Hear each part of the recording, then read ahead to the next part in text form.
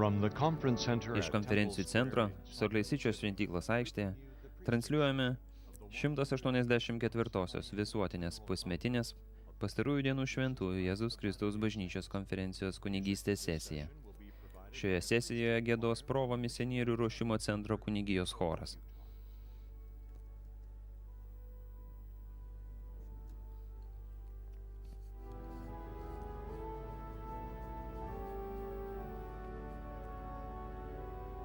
Šią sesiją ves prezidentas Henris B. Airingas, pirmasis patarėjas bažnyčios pirmojoje prezidentūroje.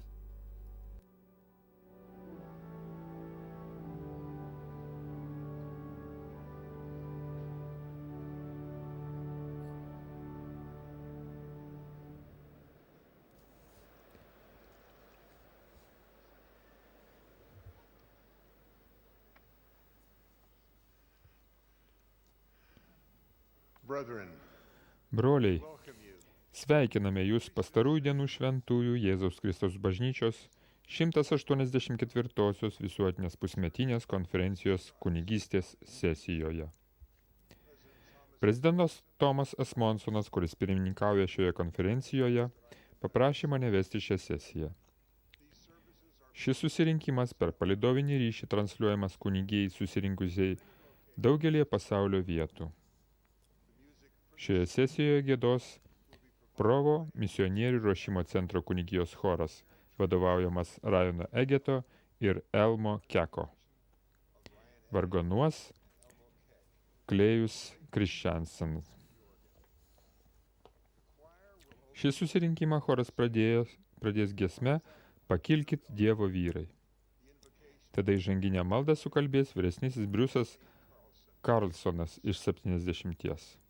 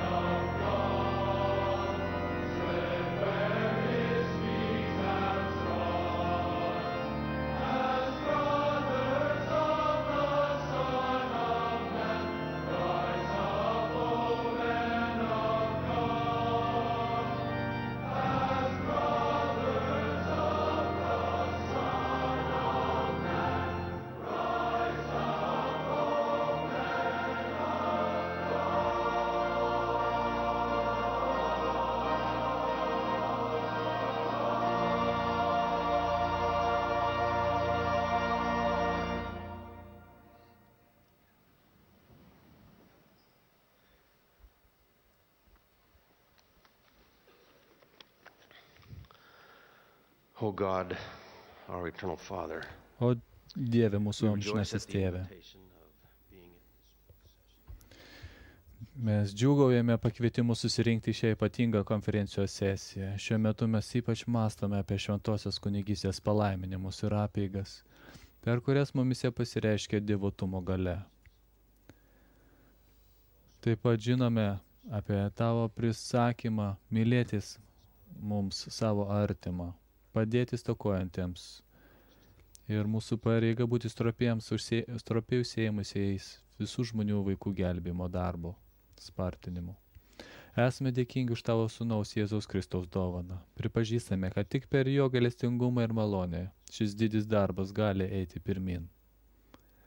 Esame labai laimingi, būdami gyvojo pranašo akivaizdoje ir meldžiamės dėl jo sveikatos ir energijos, o taip pat ir dėl jo patarėjo šventųjų apaštalų.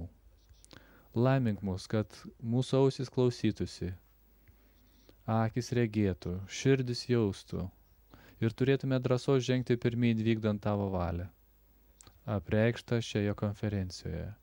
Šventu Jėzaus Kristaus vardu. Amen.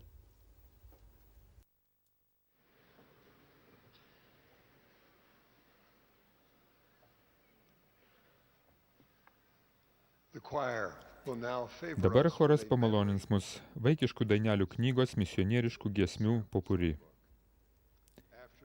Tada mums teks maloniai išklausyti vyresnį Kventiną L. Cooką iš 12 apaštalų kvorumo.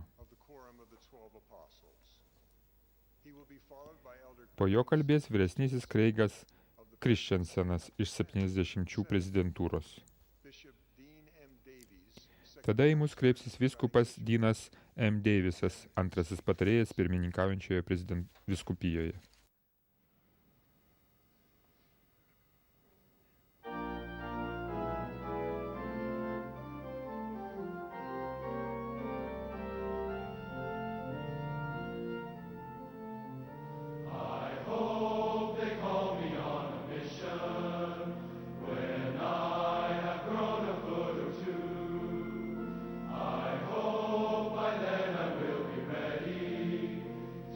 Teach and preach.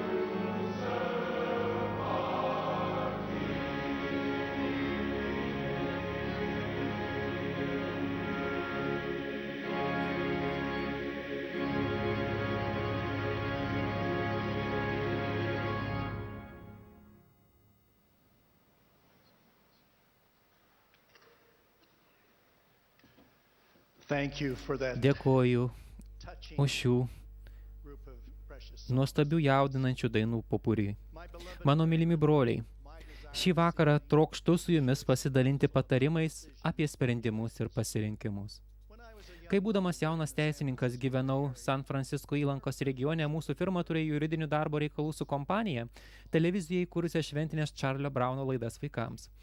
Aistruoliškai pamėgau Čarlzą Šulcą ir jo animacinius filmukus, riešutai, su tokiais nepakartojimais veikėjais kaip Čarlis Braunas, Liusė, Snupis ir kiti. Labiausiai man patiko komiškos istorijos apie Liusę.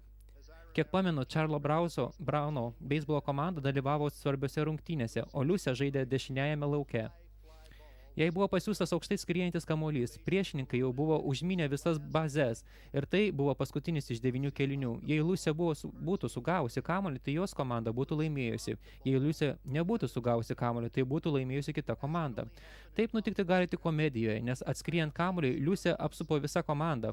Liusė galvoja savo, jei sugausiu kamuolį, tai būsiu didvyrė, o jei nesugausiu, būsiu ožka.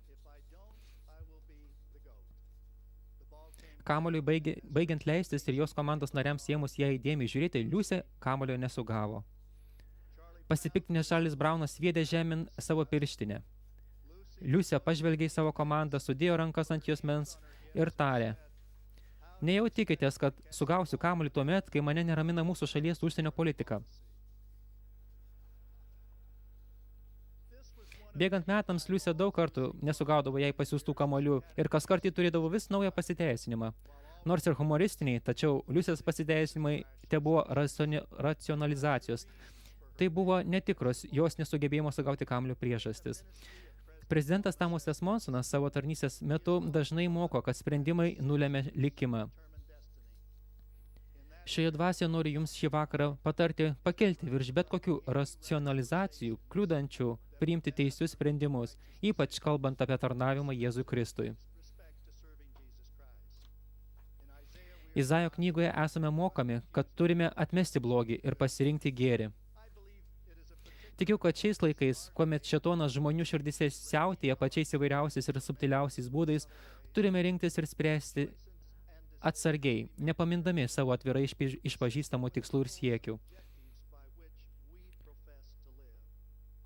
Turime įsipareigoti tvirtai laikytis įsakymų ir griežtai gyventi sulig šventomis sandoromis.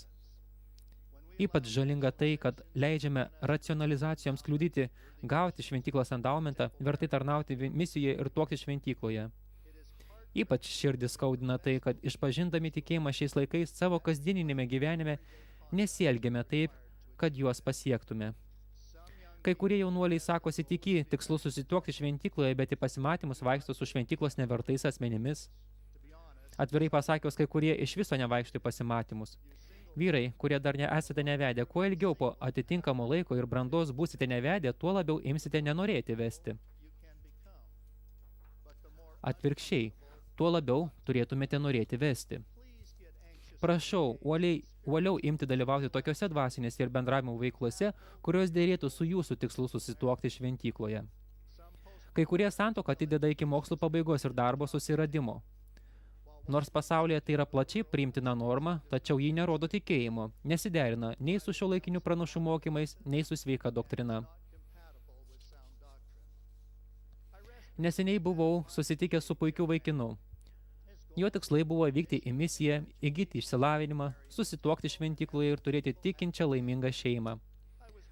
Buvo labai gera girdėti tokius tikslus, tačiau pokalbio metu paaiškėjo, jog jo elgesys ir daromi pasirinkimai nesiderino su tais tikslais.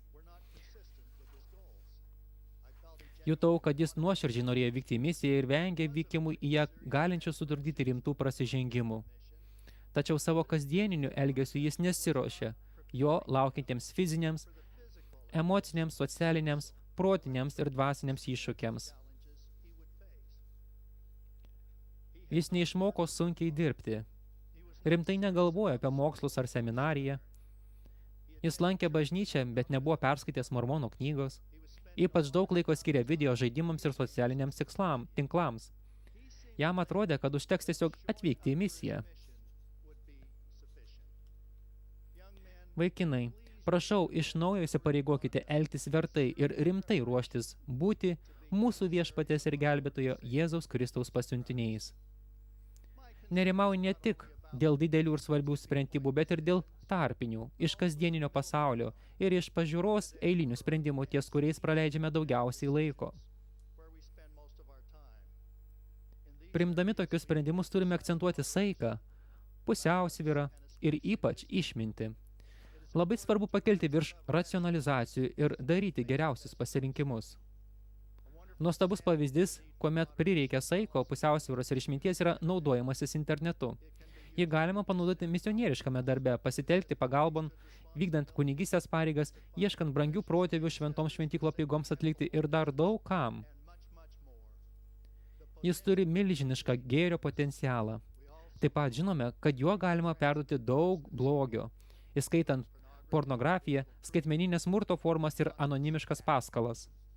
Jis taip pat gali skatinti elgtis neišmanėliškai. Brolis Randalas L. Reidas per praeitą visuotinę konferenciją kalbėdamas apie internetą pasakė tokius aštrius žodžius.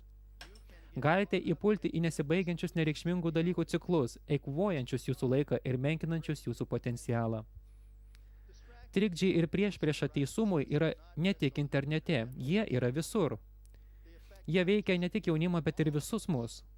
Gyvename pasaulyje, kuris tiesioginė šio žodžio prasme yra sumaištyje. Gyvename linksmybių ir žaidimų pertekliuje, bei tarp amoralių ir tinkamai nefunkcionuojančių žmonių.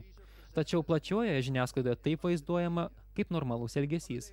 Vyresnysis Davidas Abedneris neseniai narius įspėjo būti nuoširdžiais naudojantis socialiniais tinklais.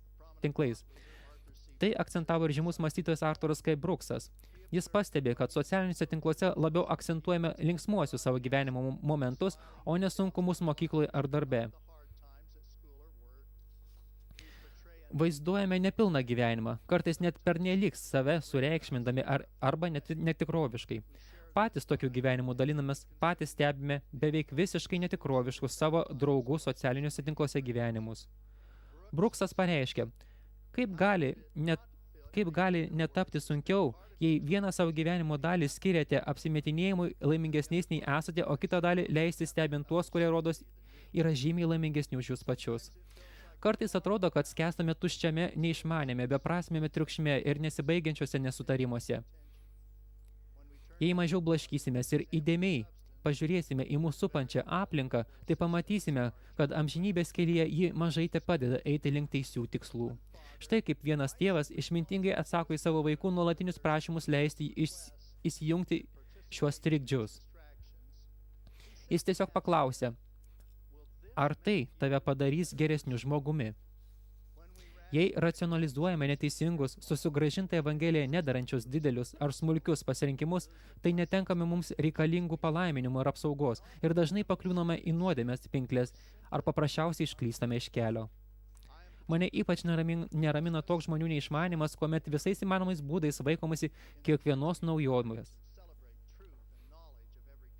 Bažnyčioje mes raginame ieškoti kuo vyresnių tiesų ir žinių bei džiaugiamės jau radę, tačiau jei kultūriniai, pažintiniai ir socialiniai įgūdžiai atsiskiria nuo Dievo laimės plano ir Jėzaus Kristaus vaidmens esmės, tai visuomenė ima neišvengiamai irti. Šiais laikais, nepaisant iki šiol neregėtų pasiekimų įvairiose srityse, ypač moksle ir komunikacijose, pagrindinės moralinės vertybės ima griūti, o bendras laimės ir gerovės laipsnis ima mažėti. Apaštalas Paulius buvo pakviestas pasisakyti ant Atėnuose esančios Marso kalvos. Ten jis susidūrė su tuo pačiu intelektualiniu pretenzingumu ir tikros išminties trūkumu, kuris egzistuoja ir šiandien. Apaštalų darbuose skaitome tokį pasakojimą. Mat visi atėniečiai ir ten gyvenantys ateiviai te moka leisti laiką pasakodami naujienas arba jų klausydami. Paulius akcentavo Jėzaus Kristaus prisikėlimą. Kai minia suvokė, kad jo žinia yra religinio pobūdžio, tai vieni ėmė iš jo šaipytis, kiti tiesiog atmetė jį sakydami, apie tai paklausysime kitą kartą. Iš Atėnų Paulius išvyko be mažiausio pasisekimo. Dekanas Frederikas Fararas apie šį jo vizitą rašė. Atėnuose jis neįsteigė nei vienos bažnyčios, neparašė ten nei vieno laiško. Jis ten daugiau nei kojos nekėlė, nors keliavo šalimais dažnai. Esu tikras, kad vyresnio Dalino H. Aukso įkvėptos kalbos apie tai, kaip atskirti gerą, geresnį ir geriausią pagalbą, galima efektyviai įvertinti pasirinkimus ir prioritetus. Daugelis pasirinkimų patys iš savęs nėra žalingi, bet jei jie suvalgo visą mūsų laiką ir trikdo rinktis geriausią, tai tada jie tampa klastingi. Net ir vertus užsiėmimus reikia įvertinti ir pažiūrėti, ar jie netrukdo siekti geriausių tikslų. Prisimenu, kai būdamas paaugliu kartą diskutavau su savo tėvu. Jis manė, kad jaunimas nepakankamai rūpinasi svarbiais ilgalaikiais tikslais ar ruošiasi jiems. Pavyzdžiui, įsidarbinimu ar šeimos aprūpinimu. Aukščiausiose mano tėvo rekomenduojamų prioritetų vietose buvo prasmingos studijos ir pradinė darbo patirtis. Jis pritarė tokiems mano užklasiniams užsiėmimams kaip dalyvavimas debatuose ir mokinių savivaldoje, nes tai galėjo turėti tiesioginį sąsajų su kai kuriais mano svarbiais tikslais. Tačiau jis pernelyg nesižavėjo, kad nemažai laiko praleisdavau treke ir žaisdamas amerikietišką futbolą, krepšinį ar beisbolą. Nors jis ir pripažino, kad sportas ugdo tvirtumą, ištvermę bei komandinio darbo įgūdžius, tačiau manė, kad laiko jam reikėtų skirti mažiau ir tik vienai sporto šakai. Jo nuomonė, sportas yra geras dalykas, bet ne geriausias dalykas man. Jį neramino tai, kad kai kurios sporto šakos labiau ugdo vietinės įžymybės ar suteikia garbės ir tuo užgožia daug svarbesnius ilgalaikius tikslus. Būtent ši istorija yra viena iš priežasčių, kodėl man patinka tas pasakojimas apie beisbolo žaidusią Liusią, nes pagal mano tėvo mąstymą išeitų, kad turėjau studijuoti užsienio politiką ir nesukti galvos, ar sugebėsiu pagauti kamuolį. Čia turėčiau paaiškinti, jog mano mamai labai patiko sportas. Tik ligoninės patalai jie būtų sulaikę nuo mano dalyvaujamų varžybų stebėjimų. Nusprendžiau pasiekti savo tėvo patarimu ir studijuojant universitete neužsiimti tarp universitetinėmis sporto šakomis. Ir štai mano vidurinės mokyklos amerikietiško futbolo treneris mane informuoja, kad Stanfordo amerikietiško futbolo treneris nori papietauti su Merlinu Olsenu ir manimi. Jaunesni iš jūsų turbūt nepažįstate Merlino. Jis buvo vienas iš visoje šalyje geriausių gynėjų amerikietiškame futbole, žaidusių Logano vidurinės mokyklos komandoje, kurioje aš žaidžiau puolėjų ir saugų, bei paduoto kamuolio gaudytojų ir išmušėjų. Vidurinėje mokykloje Merlinu domėjosi dauguma amerikietiško futbolo kamuolio autoritetų iš visos šalies. Universitete už tai, kad šalyje tapo geriausiu vidaus puolėju, jis pelnė Outlando taurę. Galiausiai Merlinas buvo išrinktas 3. šaukimu žaisti nacionalinė amerikietiško futbolo komandoje ir po to žaidė 14 iš eilės ėjusių profesionalų lygos žaidynių. Jis buvo oficialiai išrinktas 1982 metų geriausių profesionalaus amerikietiško futbolo žaidėjų. Pietų su treneriu iš Stanfordo vyko Jutos Logano Bluebird restorane. Paspaudęs man ranką, jis daugiau į manęs net nežvilgtelėjo. Kalbėjusi jis tik su Merlinu ir mane ignoravo. Pietų pabaigoje jis pirmą kartą atsigrėžė į mane, bet nebeprisiminė mano vardo. Tada Merlinui jis tarė: jei pasirinksi Stanfordą ir su savimi norėsi pasiimti savo draugą, tai jis turi neblogus pažymius ir turbūt galėsime tai sutvarkyti. Šis patyrimas dar kartą man patvirtino, kad turėčiau sekti išmintingu savo tėčio patarimu. Mano tikslas yra ne atgrasyti nuo dalyvavimo sporte, interneto naudojimo ar kitų vertų jaunimui patinkančių užsiėmimų. Bet tokiems užsiėmimams reikia saiko, pusiausvyros ir išminties. Juos teisingai panaudodami praturtinsime savo gyvenimą. Tačiau visus jaunus ir senus raginu peržiūrėti savo tikslus ir siekius ir stengtis naudoti daugiau drausmės. Mūsų kasdieninis elgesys ir pasirinkimai turėtų dėrėti su mūsų tikslais. Turime pakelti virš racionalizacijų ir trikdžių. Ypač svarbu, kad mūsų pasirinkimai dėrėtų su mūsų sandoromis įtarnauti Jėzui Kristui teisume. Neturi būti jokių priežasčių žvilgsnių nukreipimui ar to kamuolio nesugavimui. Šis gyvenimas yra laikas pasiruošti susitikti su Dievu. Esame laimingi ir linksmi žmonės. Mes mėgstame gerą humoro jausmą ir branginame laisvalaikį su draugais ir šeima. Tačiau neturime pamiršti, kad savo gyvenimą ir visus pasirinkimus turime grįsti rimtais tikslais. Tobulėjimą ribojantis trikdžiai ir racionalizacijos yra žalingi, bet jei jie dar ir sekina tikėjimą Jėzumi Kristumi bei jo bažnyčia, tai jie tampa tragiški. Meldžiu, kad mūsų kunigijos elgesys derintųsi su kilniais tikslais reikalaujamais tiems, kurie yra mokytojo tarnystėje. Visame kame turėtume atminti, kad buvimas šauniais Jėzaus liudytojais yra lyg didžioji skiriamoji linija tarp celestialinės ir terestrialinės karalysčių. Norime patekti į celestialinį tos skiriamosios linijos pusę. Kaip vienas iš jo apaštalų, aš karštai liudiju apie Jėzaus Kristaus, mūsų gelbėtojo apmokėjimą ir dieviškumą. Jėzaus Kristaus vardu. Amen.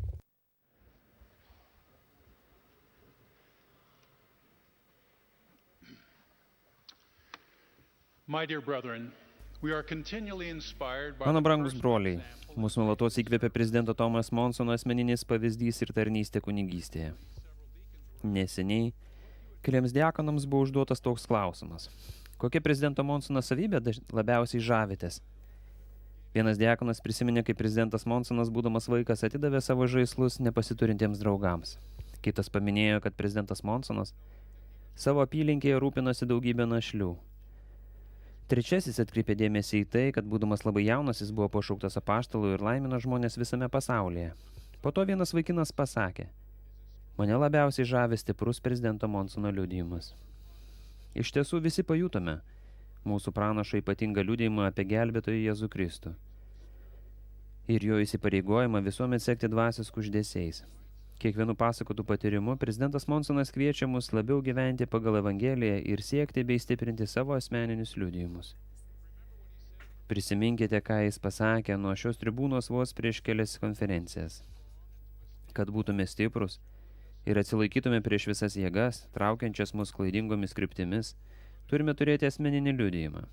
Ar esate 12 ar 112 metų, ar bet kurio tarpinio amžiaus, patys galite žinoti, kad Jėzaus Kristaus Evangelija yra tikra. Citatos pabaiga. Nors mano žinia šiandien skirta tiems, kuriems yra labiau 12 nei 112, principai, kuriuos pateiksiu, tinka visiems.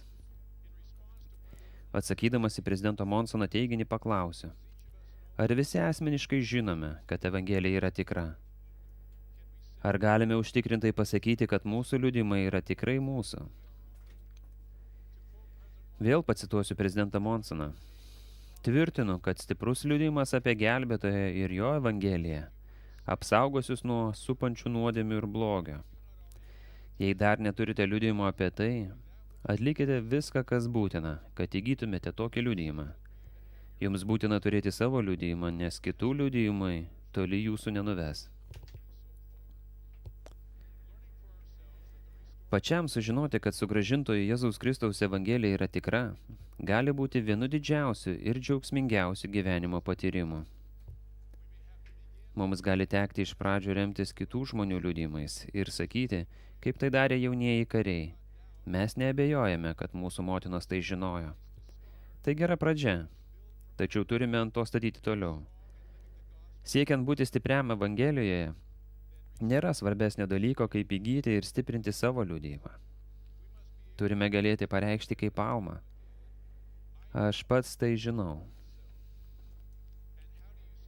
Ir kaip jūsų manymu aš žinau apie viso to tikrumą? Alma tęsė toliau: štai, sakau jums, kad tai atskleista man Dievo šventąja dvasia. Štai aš daug dienų pasninkavau ir meldžiausi, kad pats galėčiau tai žinoti. Ir dabar aš pats žinau, kad tai yra tiesa. Kaip ir Alma, Nefis taip pat sužinojo tiesą pats. Išgirdęs, kaip jo tėvas pasakoja apie daugybę savo dvasinių patyrimų, Nefis norėjo sužinoti tai, ką žinojo jo tėvas. Tai buvo daugiau nei paprastas smalsumas. Tai buvo kažkas, ko jis alko ir troško. Nors ir buvo labai jaunas, jis labai troško pažinti Dievo slėpinius. Jis siekė matyti, girdėti ir žinoti tai šventosios dvasios galia. Kai Nefis sėdėjo mąstydamas savo širdyje, jis buvo nuneštas viešpaties dvasios taip į nepaprastai aukštą kalną, kuriam buvo užduotas klausimas: ko tu trokšti? Jo atsakymas buvo paprastas: trokštu pamatyti tai, ką matė mano tėvas. Dėl savo tikinčio širdies ir uolių pastangų Nefis buvo palaimintas nuostabiu potyriu. Jis gavo liudijimą apie įvyksiančius gelbėtojo Jėzaus Kristaus gimimą, gyvenimą ir nukryžiavimą. Jis regėjo Mormono knygos pasirodymą ir Evangelijos sugrąžinimo paskutiniosiomis dienomis. Ir visa tai buvo jo nuoširdaus troškimo pačiam žinoti rezultatas.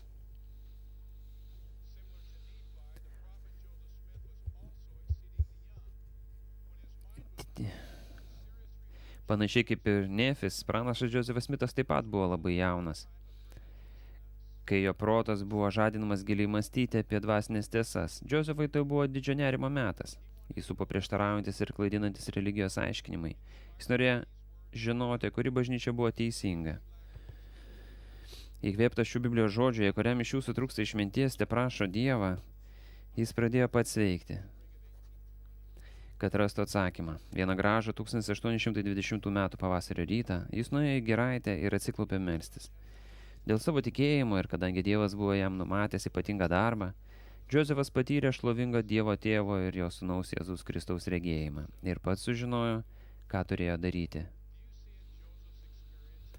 Ar Džozefo patyrime nematėte modelio, kurį galite pritaikyti gydami arba stiprindami savo liudymą?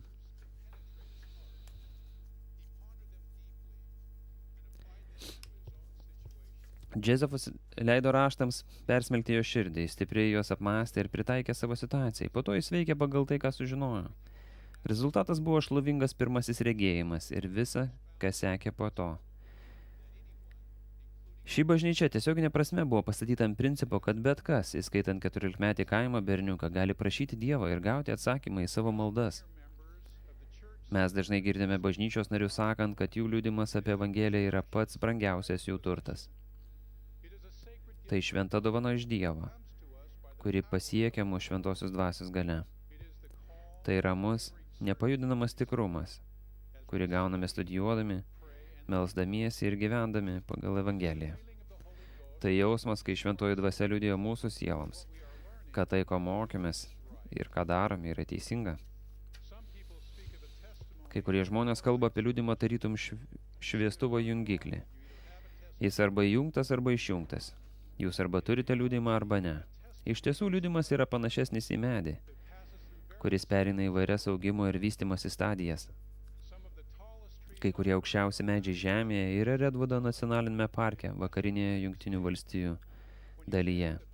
Kai stovite prie šių milžiniškų medžių, nuostabu pagalvoti, kad visi jie išaugo iš mažyčių sėklyčių.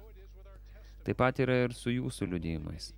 Nors ir prasideda nuo vieno dvasinio potyrio, ilgainiui jie auga ir vystosi per nuolatinį maitinimą ir dažnus dvasinius potyrius.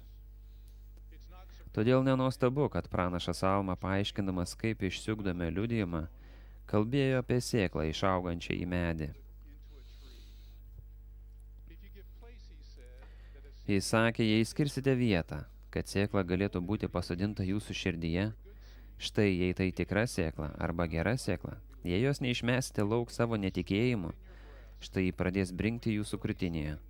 Ir kada jausite šios brinkimo judesius, jūs imsite sakyti savyje, tai turėtų būti gera sėkla arba geras žodis, nes jis pradeda plėsti mano sielą, taip jis pradeda apšviesti mano supratimą, taip jis pradeda man patikti. Liudimas dažnai taip ir prasideda, nuo šventų, nušvietimo, patikinimo jausmų, kurie parodo mums, kad Dievo žodis yra tikras. Tačiau, kad ir kokie nuostabus būtų tie jausmai, tai tėra tik pradžia. Jūsų darbas auginti savo liudijimą dar nebaigtas, lygiai kaip ir nebaigtas sekvojos auginimas iš žemės išlindus pirmam mažyčiui daigui. Jeigu mes ignoruosime arba nepaisysime tų pirmųjų dvasinių raginimų, jeigu nemaitinsime jų nuolatinėmis raštų studijomis, maldomis ir nesieksime tolesnių potyrių su dvasia, mūsų jausmai išblės ir liudimai nusilps. Alma žodžiais, jei nesirūpinsite medžiu ir nesuksite savo galvos dėl jo priežiūros, štai jis neįsišaknys. Ir kada užeina saulės kaitra ir svilina jį, kadangi jis neturi šaknų, jis nudžiūva. Ir jūs išraunate jį ir išmetate lauk. Daugelį atvejų mūsų liudimai augs panašiai, kaip auga medis. Palaipsniui, beveik nepastebimai, mums nuolat rūpinantis ir kruopščiai stengiantis. Alma pažadėjo, bet jeigu puoselėsite žodį, tai puoselėsite medį jam pradėjus augti, savo tikėjimu, su didžiu stropumu ir kantrybė, žvelgdami ateitinį jo vaisių, jis įsišaknys ir tai bus medis, augantis nesibaigiančiam gyvenimui. Mano liudijimas prasidėjo, kai aš studijavau ir apmašiau Mormono knygos mokymus. Kai atsiklaupiau, kad nuolankioje maldoje paklausčiau Dievą, šventoji dvasia paliudijo mano sielai, kad tai, ką skaičiau, buvo tiesa. Tas pirmas patvirtinimas tapo mano liudijimu apie daugelį Evangelijos tiesų katalizatoriumi, nes kaip mokė prezidentas Monsonas, jei žinote, kad Mormono knyga yra tikra, iš to seka, kad Josefas Smithas tikrai buvo pranašas ir kad jis matė Dievą amžinąjį tėvą ir jo sūnų Jėzų Kristų. Iš to taip pat seka, kad šiomis pastarosiomis dienomis per Josefą Smithą buvo sugrąžinta Evangelija, įskaitant Arono ir Melkizedeko kunigyščių sugrąžinimą. Citatos pabaiga. Nuo tos dienos turėjau daugybę šventų potyrių su šventąja dvasia, kurie patvirtino man, kad Jėzus Kristus yra pasaulio gelbėtojas ir kad sugrąžintoji jo Evangelija yra tikra. Kartu su Alma galiu užtikrintai pasakyti, kad pats tai žinau. Mano jaunieji draugai, dabar yra tas laikas ir šiandien yra ta diena, kada turime mokytis arba vėl savo patvirtinti, kad Evangelija yra tikra.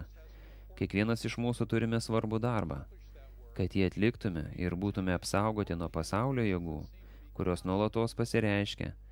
Privalome turėti Almos, Nefio ir jaunojo Josefo Smitho tikėjimą, kad įgytume ir ugdytume savo liudijimą.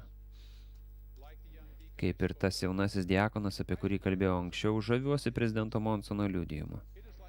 Jis tarytų milžinišką sekvoją, tačiau netgi prezidento Monsono liudijimas turėjo augti ir vystytis laikui bėgant. Galime patys sužinoti taip, kaip sužinojo prezidentas Monsonas, kad Jėzus Kristus yra mūsų gelbėtojas ir pasaulio išpirkėjas, kad Josefas Smithas yra sugrąžinimo, įskaitant Dievo kunigystės sugrąžinimą, pranašas. Mes turime tą šventą kunigystę. Patys sužinokime ir pažinkime tai. To nuolankiai meldžiu, šventu Jėzaus Kristaus vardu. Amen.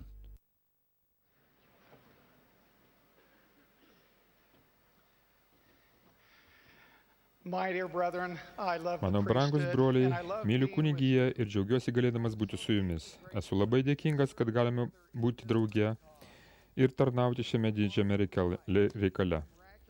Gyvename nuostabiais laikais. Stebuklingi pasiekimai medicinoje, mokslo ir technologijoje pagerino daugybę žmonių gyvenimo kokybę. Tačiau yra ir baisių kančių. Šalia karų ir karų gandų padažnėjusios stichinės nelaimės, įskaitant potvinius, gaisrus, žemės drebėjimus ir ligas, veikia milijonų žmonių gyvenimus visame pasaulyje. Bažnyčios vadovybė rūpinasi Dievo vaikų gerovę visame pasaulyje.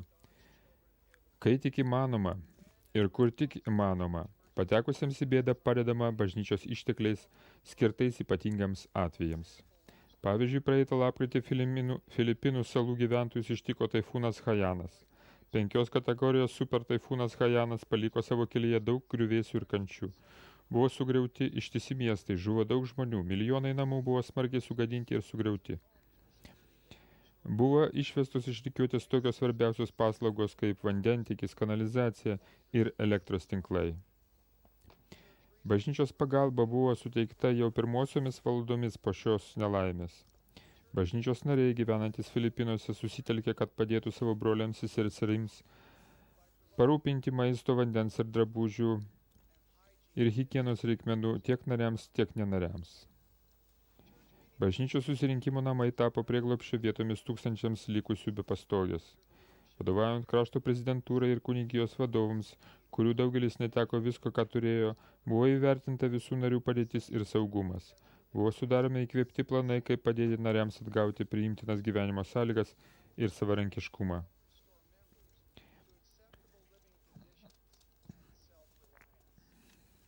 Buvo parūpinta šiek tiek išteklių padėti bažnyčios nariams atstatyti savo medinės pastogės ir namus.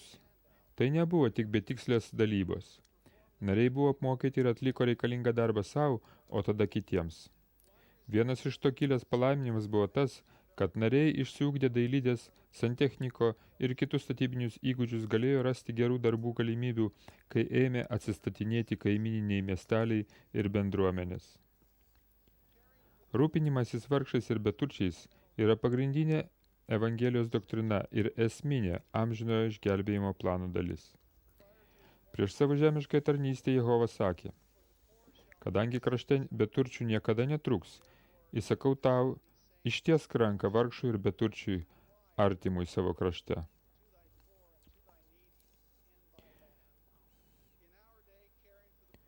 Mūsų laikais rūpinimasis vargšais ir beturčiais yra viena iš 4 Dievo nurodytų bažnyčios pareigų, padedančių asmenims ir šeimoms tapti vertiems išaukštinimo. Rūpinimasis vargšais ir beturčiais apima tiek laikinai, tiek dvasinį išgelbėjimą. Jis apima asmeninę bažnyčios narių tarnystę vargšams ir beturčiams bei oficialią bažnyčios gerovės tarnystę vykdomą per kunigystės įgaliojimą. Svarbi viešpaties rūpinamasi vargšais ir beturčiais plano dalis yra pasninko įstatymas. Viešpats įvedė pasninko įstatymą ir pasninko atnašas, kad palaimintų savo žmonės ir suteiktų jiems galimybę tarnauti vargšams. Kaip gelbėtojo pasekėjai, turime asmeninę pareigą rūpintis vargšais ir beturčiais. Ištikimi bažnyčios nariai visame pasaulyje kiekvieną mėnesį padeda 24 valandas susilaikydami nuo maisto ir gėrimo, o tada atiduodami bažnyčiai piniginę pasninko atnašą pagal vertę lygę bent jau maistui, kurį jie būtų suvalgę. Turėtume pamaldžiai apmastyti Izaijo žodžius ir mokyti jų kiekvienose namuose. Štai pasninkas, kokio aš noriu. Nuimti neteisėtai uždėtus pančius, atrišti jungo valkčius, duoti laisvę pavergtiesiems, sulaužyti bet kokį jungą, dalyti su alkančiu savo duoną, priglausti vastogin vargšą ir benamį, aprengti ką pamačius nuogą, neatsukti nugaros saviesiems.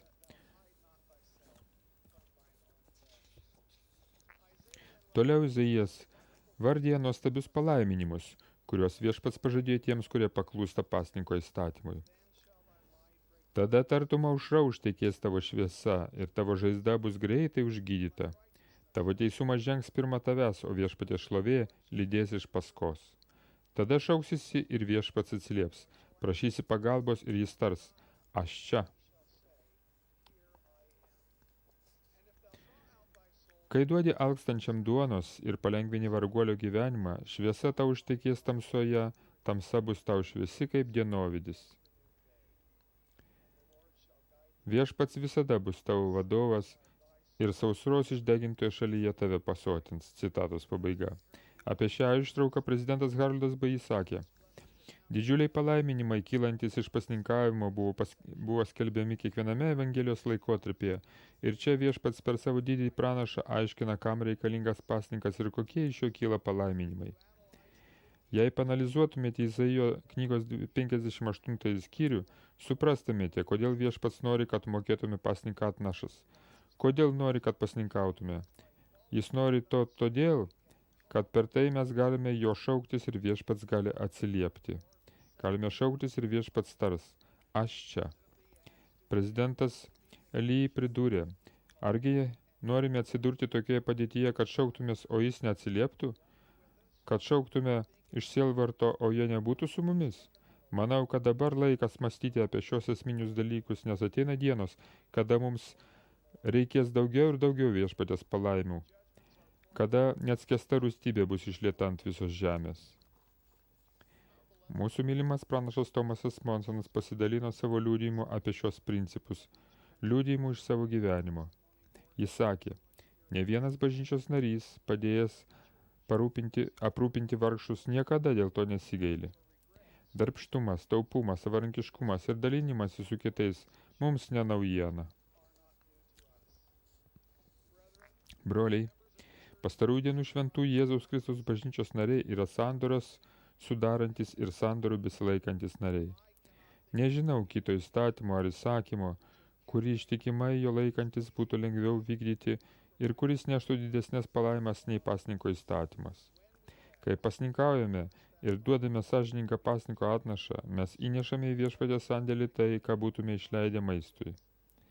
Tam nereikia aukoti daugiau pinigų, nei būtume įprastai išleidę. Tuo pat metu, kaip jau minėta, mums pažadėti nepaprasti palaiminimai. Pasninko įstatymas galioja visiems bažnyčios nariams. Net mažus vaikus galima išmokyti pasninkauti. pradedant praleisti vieną valgymą, po to 2, kai tik jie galės suprasti ir laikytis pasninko įstatymo. Vyrai ir žmonos, vieniši nariai, jaunuoliai ir vaikai turėtų pradėti pasninkauti su malda, dėkodami už palaimą savo gyvenime ir prašydami viešpatės palaiminimų ir stiprybės pasninko metu. Pasninko įstatymas įvykdomas, kai pasninko atnaša įteikiama viešpatės įgaliotam vyskupui. Vyskupai, jūs vadovaujate gerovės darbui apylinkėje. Jūs esate viešpatės įgalioti ieškoti vargšų ir rūpintis jais. Jūsų tikslas, padedant paramos bendrijos prezidentė ir Melchizedeko kunigystės kvorumo vadovams, padėti nariams padėti savo ir tapti savarankiškiams. Jūs tarnaujate laikiniems ir dvasiniams narių poreikiams, rūpestingai naudodami pasninko atnašas kaip laikiną paramą ir papildymą šalia šeimos ir visuomeninių išteklių.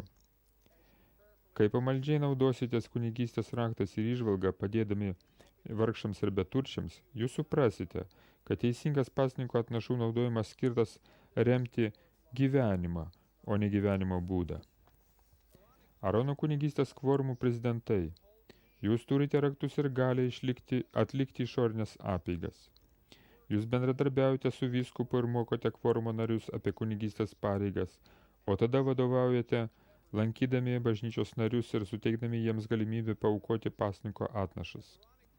Kai jūs, turintieji Arono kunigystę, išaukštinate savo kunigystę ir siūlote minėtą galimybę visiems bažnyčios nariams, dažnai padedate žadėtiems pasninko įstatymo palaiminimams pasiekti tuos, kuriems jų labiausiai reikia.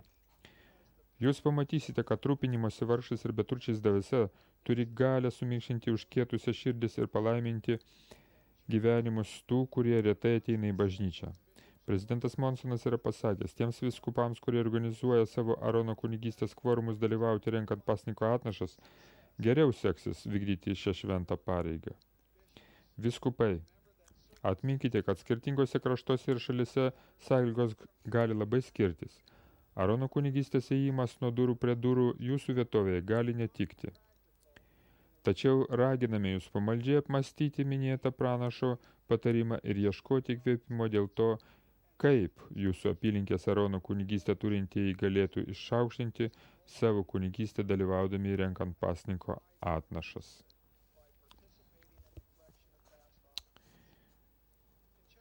Trečios Nefio knygos 27 skyriuje rašoma, kad prisikėlęs viešpats uždavė klausimą, tad kokie vyrai jūs turėtumėt būti? Jis ir atsakė, tokie kaip aš esu. Kai priimame Kristaus vardą ir stengiamės jo sekti, mes įgysime jo atvaizdą savo veide ir tapsime panašesni į jį. Rūpinimasis vargšais ir beturčiais yra neatsiejama gelbėtojo tarnystės dalis. Tuo persunkta visa jo veikla. Jis ištiesia pagalbos ranką kiekvienam ir pakelia mus. Jo jungas švelnus ir jo našta lengva. Kviečiu visus mus panašėti į gelbėtoją per rūpinimąsi vargšais, per ištikimą pasninko atnašų įstatymo laikymas ir per dosnų pasninko atnašų aukojimą. Nuolankiai liudiju, kad ištikimas rūpinimasis vargšais ir beturčiais atspindi dvasinę brandą ir palaimins tiek davėją, tiek gavėją. Šventu Jėzaus Kristaus vardu. Amen.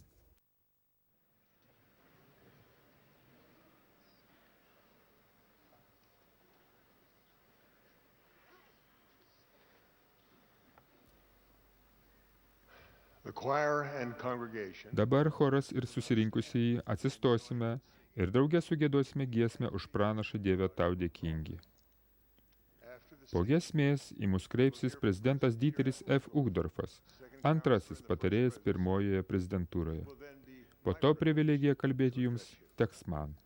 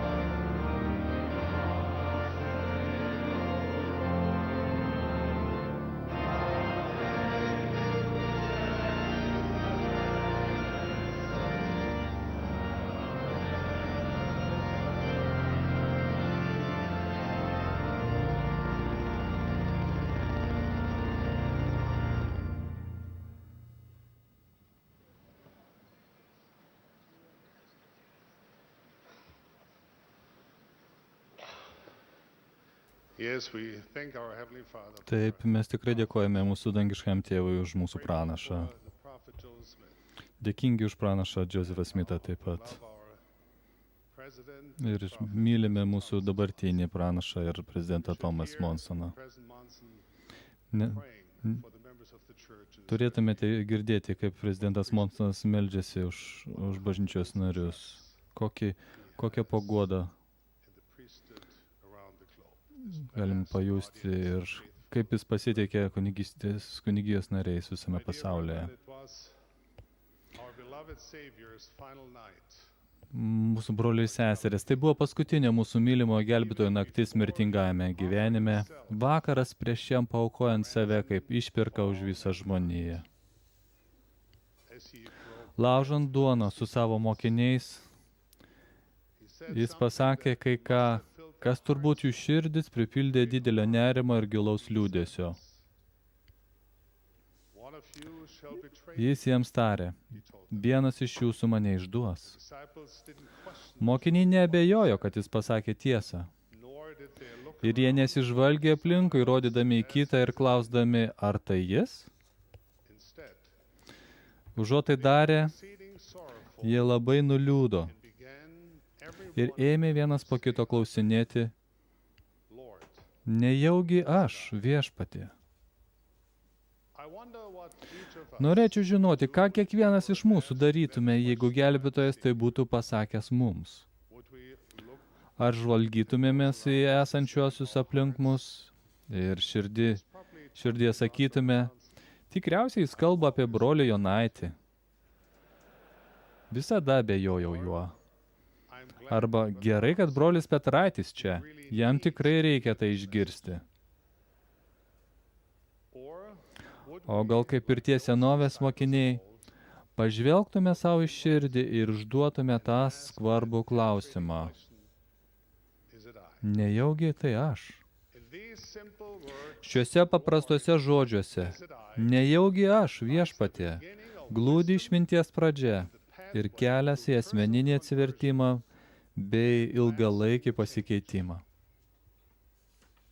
once there was a man, Kartą gyveno žmogus, kuris mėgo vakarais vaikščioti po apylinkės. he particularly Ypač jam patikdavo eiti pro savo kaimyno namus. Šio kaimyno pievelė būdavo tobulai nupjauta, gėlės visada žydėdavo, flowers always o medžiai buvo stiprus ir vešlūs. it was obvious, Buvo akivaizdu, jo kaimynas negaili jėgų, kad jo pievelė būtų nuostabi. but one day Bet vieną dieną, eidamas pro savo kaimyno namus, tas žmogus šios nuostabios pievelės viduryje pastebėjo vienintelę, didžiulę, geltoną kiaulpienę. it looked so Ji atrodė auganti taip ne savo vietoje, kad žmogus labai nustebo. Kodėl kaimynas jos neišrovė? Argi jis jos nematė? the lion could cast seed Argi jis nežino, kad kiaulpienės gali išbarstyti sieklas, iš kurių gali išaugti daugybė kitų kiaulpienių? lion bothered him Ši vienintelė kiaulpienė nenusakomai jį erzino ir jis norėjo ką nors daryti dėl to. Ar jis turėtų ją išrauti? Gal apipurkšti ją skysčių nuo piktžolių? perhaps if he went Galbūt prisidengęs nakties tamsais galėtų slapta ją išrauti. these thoughts Šios mintis visiškai užvaldė jo protą, jam einant link savo namų. he entered his Į namus jis įėjo net nepažvelgęs į savo paties kiemo pievelę, was plagued kurią dengė šimtai geltonų kiaulpienių. does this story Ar ši istorija neprimena mums gelbėtojų žodžių? why behold Kodėlgi matai krislą savo brolio akyje, o nepastebi rasto savojoje? that is in thine own eye? First cast Pirmiau išritink rastą į savo akies, o paskui pažiūrėsi, kaip išimti krislelį iš brolio akies. out the mote out of thy brother's eye. This business of beams and motes Šis visas reikalas su rasais ir krisleliais yra artimai susijęs su mūsų nesugebėjimu savęs aiškiai matyti. Nežinau, kodėl galime taip gerai diagnozuoti kitų žmonių bėdas ir rekomenduoti priemonės nuo jų, kai tuo tarpu savųjų dažnai visai nematome. Prieš keletą metų per žinias buvo pranešta apie žmogų, kuris tikėjo, kad jei ištep savo veidą citrinų sultimis, tai padarys jį nematomu vaizdo kameroms. Todėl jis ištepliojo savo veidą citrinų sultimis, nuėjo ir apiplėšė 2 bankus.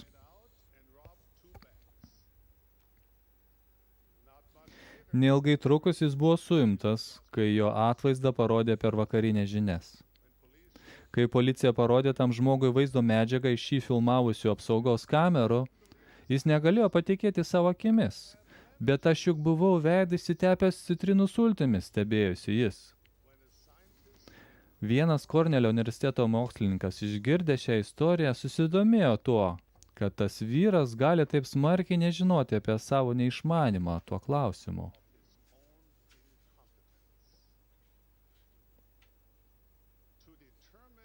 Norėdami išsiaiškinti, ar tai visuotinė problema, 2 tyrėjai pakvietė koledžo studentus dalyvauti keliuose įvairių gyvenimiškų sugebėjimų testuose ir tada paprašė jų įvertinti savo pasirodymą. Prastai pasirodę studentai netiksliausiai vertino savo pasirodymus. Kai kurie iš jų manė, kad jų balai bus 5 kartus aukštesni, nei šie buvo iš tikrųjų. Panašus tyrimai kartuojami įvairiausiais būdais, vėl ir vėl patvirtino tokią išvadą. Daugelis mūsų nesugebame pamatyti savęs tokių, kokie iš tiesų esame. Ir net klestintis ir turtingi žmonės per daug įvertina savo indėlį ir nepakankamai vertina kitų žmonių indėlius. Galbūt nėra tiek labai svarbu, jei pervertiname tai, kaip gerai vairuojame automobilį, ar kiek toli galime numušti golfo kamoliuką. Tačiau, kai pradedame tikėti, kad mūsų indėlis namuose, darbe ir bažnyčioje yra didesnis, nei iš tiesų yra, apakiname save palaimoms ir galimybėms labai reikšmingai ir prasmingai save patobulinti. Vienas mano pažįstamas gyveno apylinkėje, kurios statistiniai duomenys buvo vieni aukščiausių bažnyčioje. Lankomumas didelis, namų mokymo skaičiai dideli, pradinukų organizacijos vaikai visuomet elgėsi gerai. Apylinkės veiklose būdavo pateikiamas fantastiškas maistas, kuriuo nariai labai retai išterliodavo susirinkimo namų grindis. Ir man atrodo, kad ten niekada nebūdavo jokių ginčų per bažnyčios krepšinio rungtynes. Paskui mano draugas su žmona buvo pašaukti tarnauti misijoje. Grįžusi po 3 metų ši pora apstulbo, sužinojusi, kad per tą laiką, kol buvo išvykę tarnauti, 11 santuokų baigėsi ištuokomis. Nors apylinkė visais išorės požymiais atrodė ištikima ir stipri, jos narių širdyse ir gyvenimuose dėjosi kažkokie netinkami dalykai. Ir nerima kelia tai, kad ši situacija yra neišskirtinė. Tokie baisus ir dažnai visai nereikalingi dalykai vyksta, kai bažnyčios nariai atsitraukia nuo Evangelijos principų. Išoriškai jie gali atrodyti esantis Jėzaus Kristaus mokiniais, bet viduje jų širdis atsiskyrė nuo jų gelbėtojo ir jo mokymų. Palaipsniui jie nusisuko nuo dvasios dalykų ir priartėjo prie pasaulio dalykų. Kažkada buvę verti kunigystę turintieji ima savo sakyti, kad bažnyčia yra geras dalykas moterims ir vaikams, bet ne jiems. Arba kiti įsiteigia savo, kad jų perpildytis tvarkaraščiai ir išskirtinės aplinkybės atleidžia juos nuo kasdienių tarnavimo ir pamaldumo darbų, kurie priartintų juos prie dvasios. Šiame savęs pateisinimo ir savimėlės amžiuje yra lengva tapti labai kūrybingais, išsigalvojant pasiteisinimus. Kodėl reguliariai nesiartiname prie Dievo maldoje, atidėliojame raštų studijavimą, vengiame bažnyčios susirinkimų ir šeimos namų vakarų, ar sąžiningos dešimtinės ir atnašų mokėjimo. Mano brangus broliai, prašyčiau pažvelgti savo į širdį ir užduoti šį paprastą klausimą. Nejaugi aš, Viešpatie? Ar atsitraukėte bent truputį nuo palaimintojo Dievo Evangelijos, kuri buvo jums patikėta? Ar leidote šio pasaulio dievaičiui apakinti jūsų protus, kad neišvystumėte Kristaus šlovės Evangelijos šviesos? Mano mylimi draugai, paklauskite savęs, kur yra manasis lobis? Ar jūsų širdis prisirišusi prie šio pasaulio patogumų, ar yra susitelkusi į Jėzų Kristų?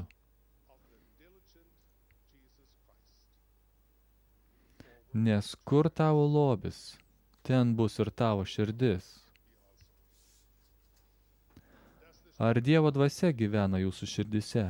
Ar esate įsišaknyję ir įsitvirtinę Dievo ir savo aplinkinių meilėje? Ar skiriate pakankamai laiko ir kūrybiškumo, kad įneštume daugiau laimės į savo santuoką ir šeimą? Ar skiriate jėgas tam kilniam tikslui, suvokti, koks yra plotis ir ilgis, ir aukštis ir gylis, sugrąžintosios Jėzaus Kristaus Evangelijos, ir pagal visą tai gyventi? Broliai, jeigu jūsų didis troškimas yra ugdyti savyje tokias Kristaus savybės kaip tikėjimą, dorybę, pažinimą, susivaldymą, kantrybę, brolišką maloningumą, dievotumą, tikrąją meilę, nuolankumą ir troškimą tarnauti, dangiškasis tėvas padarys jūs įrankius savo rankose, daugeliui sielų išgelbėti. Broliai, niekas iš mūsų nemėgstame prisipažinti, kai tolstame nuo teisingo kelio.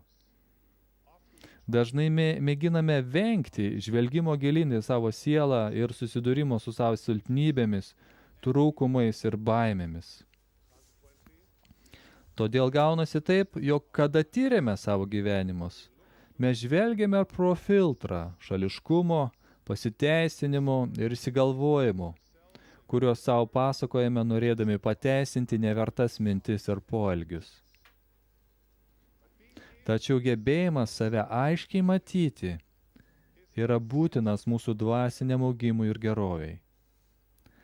Jei mūsų silpnybės ir ydos lieka pasislėpusios prieblandoje, tada išperkančioji gelbėtojo galia negali jų išgydyti ir paversti stiprybėmis.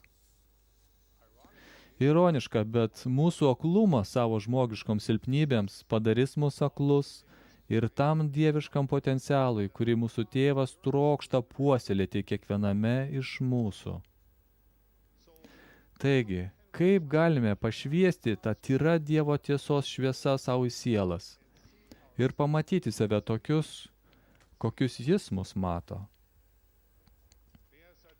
Norėčiau pasakyti, kad šventieji raštai ir visuotinėje konferencijoje pasakytos kalbos yra veiksmingas veidrodis, kurį galime naudoti tirdami save. Klausydami senovės ir šiuolaikinių pranašų žodžių ar juos skaitydami, susilaikykite nuo minčių, kad tie žodžiai skirti kažkam kitam ir išduokite savo paprastą klausimą. Nejaugi aš, Viešpatie? Turime prie savo amžinojo tėvo artintis su sudužusimis širdimis ir priimančiais pamokymus protais. Turime būti pasiryžę keistis ir mokytis. Ir kiek daug įgyjame įsipareigodami gyventi taip, kaip mums yra numatęs mūsų dangiškasis tėvas. Nenorintieji mokytis ir keistis tikriausiai to ir nedarys ir greičiausiai pradės svarstyti, ar iš viso yra kokios naudos iš bažnyčios lankymo. Bet norintieji tobulėti ir žengti pirmin, tie, kurie mokosi iš gelbėtojo ir trokšta būti kaip jis, kurie nusižemina kaip maži vaikeliai ir stengiasi suderinti savo mintis ir veiksmus su mūsų dangiškojo tėvu, tokie patirs gelbėtojo apmokėjimo stebuklą. Jie tikrai pajus Dievo tviskančią dvasią. Jie paragaus to neapsakomo džiaugsmo, kuris yra romios ir nuolankios širdies vaisius. Jie bus palaiminti troškimu ir drausme tapti tikrais Jėzaus Kristaus mokiniais. Gyvenime turėjau galimybę pažinoti kai kuriuos pačius sumaniausius ir protingiausius vyrus ir moteris, kokie tik gali būti šiame pasaulyje. Kai buvau jaunesnis, man darė įspūdį išsilavinę, daug pasiekę ir klestinti žmonės, kuriuos liaupsino pasaulis. Tačiau bėgant metams suvokiau, kad mane daug labiau žavi tie nuostabūs ir palaiminti žmonės, kurie iš tikrųjų yra geri ir be klastos.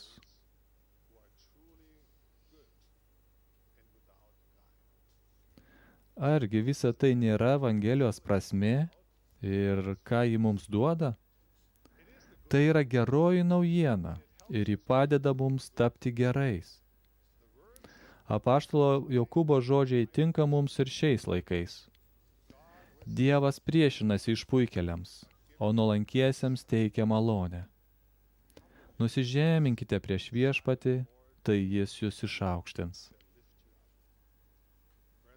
Broliai, turime mesti šalin savo išdidumą, žvelgti toliau savo tuštybės ir nuolankiai klausti, nejaugi aš viešpatė. Ir jei taip atsitiktų, kad viešpatės atsakymas būtų, taip, sūnau, yra kai kas, ką privalai patobulinti, kai kas, ką aš padėsiu tau įveikti. Aš meldžiu, kad priimtume tokią atsakymą, nuolankiai pripažintume savo nuodėmes ir ydas ir pakeistume savo kelius, tapdami geresniais vyrais, tėvais ir sūnumis. Linkiu, kad nuo šiol visomis jėgomis siektume tvirtai vaikščioti gelbėtojo palaimintuoju keliu, nes matyti save aiškiai yra išminties pradžia. Jei taip darysime, mūsų dosnusis Dievas ves mus už rankos. Būsime padaryti stiprus ir palaiminti iš aukštybių. Mano mylimi draugai, pirmasis žingsnis šiame nuostabiame ir daug pasitenkinimo teikiančiame tikrosios mokinystės kelyje prasideda mums užduodant šį paprastą klausimą. Nejaugi aš, viešpatie? Apie tai liudiju ir palieku jums savo palaiminimą. Jėzaus Kristaus vardu. Amen.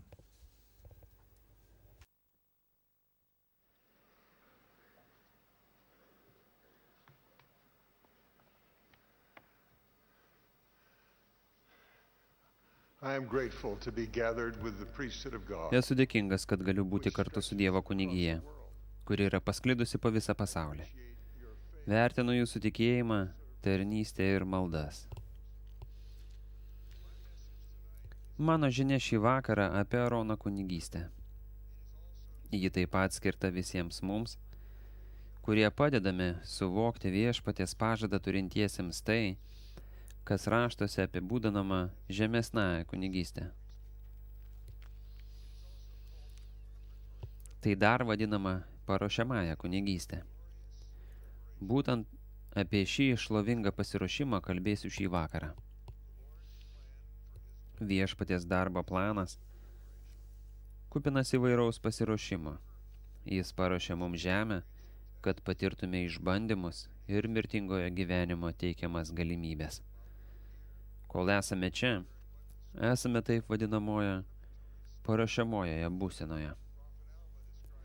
Pranašas Alma apibūdino didelę tokio pasiruošimo amžinajam gyvenimui, kai šeimomis galėsime amžinai gyventi su Dievu Tėvu ir Jėzumi Kristumi svarbą. Jis taip paaiškino pasiruošimo reikalingumą, cituoju. Ir mes matome, kad mirtis ištinka žmoniją.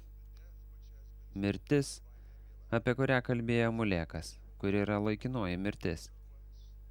Tačiau žmogui buvo duotas laikotarpis, per kurį jis galėtų atgailauti. Todėl šitas gyvenimas tapo bandomąją būseną. Laiku, kad pasiruoštume susitikti su Dievu. Laiku, kad pasiruoštume begaliniai būsenai, apie kurią kalbėjome, kuri bus po mirusiųjų prikėlimo. Citatos pabaiga. Kaip mūsų mirtingajam gyvenimui duotas laikas yra skirtas pasiruošti susitikti su Dievu, taip laikas duotas tarnauti Arono kunigystėje yra galimybė paruošti mus mokytis, kaip teikti kitiems būtiną pagalbą. Kaip Viešpats suteikia pagalbą, kurios mums reikia norint išlaikyti mirtingojo gyvenimo išbandymus, taip jis mums siunčia pagalbą ruošiantis kunigystėje. Mano žinia skirta ir tiems, ką Viešpats siunčia į pagalbą pasiruošti turintiesiems Arono kunigystę ir tiems, kas turi Arono kunigystę. Kalbu tėvams, kalbu vyskupams, taip pat kalbu tiems turintiems Melkisedeko kunigystę, kam patikėta būti vaikinų, besiruošiančių kunigystėje porininkais ir mokytojais. Kalbu girdamas ir dėkodamas daugelį iš jūsų, kur ir kada pasaulyje bebūtumėte. Būtų aplaidu nepapasakoti apie mano vaikystės skyriaus prezidentą ir vyskupą. Sulaukęs 12 tapau diakonu mažame skyriuje rytinėje Jungtinių valstijų dalyje. Skyrius buvo toks mažas, kad mudu su broliu buvome vieninteliai turintieji Arono kunigystę. Kol mano tėvas, tarnavęs skyriaus prezidentu, pakvietė vidutinio amžiaus vyrą jungtis prie bažnyčios. Naujai atsivertusysis gavo Arono kunigystę ir tuo pačiu buvo pakviestas prižiūrėti Arono kunigiją. Pamenu, tarsi tai buvo vakar. Galiu prisiminti gražius rudeninius lapus, naujai atsivertusiajam lydint mudu su broliu į talką našliai. Nepamenu, koks tai buvo darbas, bet pamenu jausmą, kad kunigystės galia apsijungė mums darant tai, ką kaip vėliau sužinojau Viešpats sakė mums visiems daryti, kad mūsų nuodėmės būtų atleistos ir kad tai pasiruoštume susitikti su juo. Dabar, žvelgdamas atgal, jaučiu dėkingumą skyriaus prezidentui, pašaukusiam naujai atsivertusiai padėti Viešpačiui ruošti 2 berniukus, kurie savo ruoštų vieną dieną taps vyskupais, atsakingais už vargšus ir gyvenančius nepritekliuje, ir taip pat pirmininkaus turintiesiems paruošiamąją kunigystę. Kai mūsų šeima persikėlė į didesnę apylinkę Jutoje, vis dar buvau diakonas. Pirmą kartą pajutau pilno Arono kunigijos kvorumo jėgą.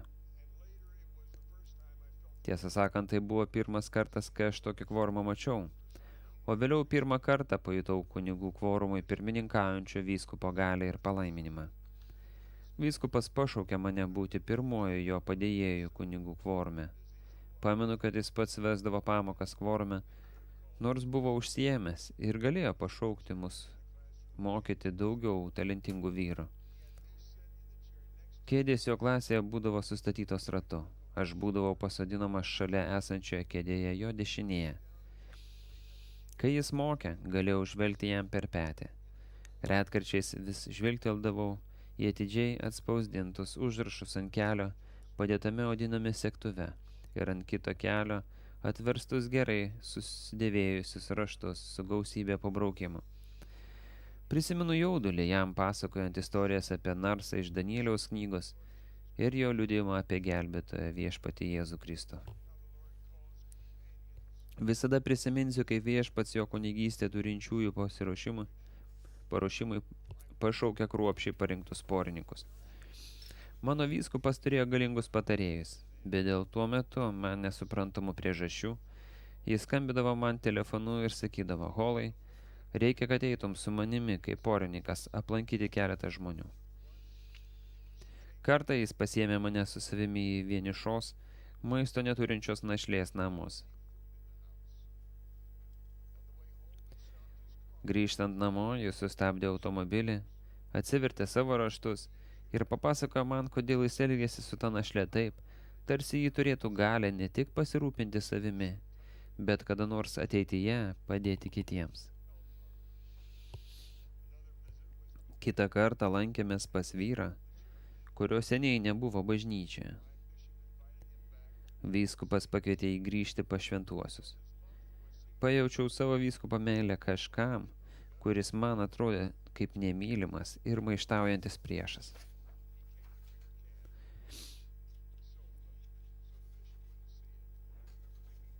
Ir mūsų apsilankimo metu prisimenu, kaip jisai koją paspirdavo alaus skardinę paslėpdamas. Ir maniau, kad tai bus nesėkminga. Dar kitą kartą aplankėme namus, kuriuose mus pasitikti alkoholikai tėvai pasiuntė 2 mažas mergaitės. Tos mažos mergaitės po stiklinės duris pasakė mums, kad jų mama ir tėvas miega.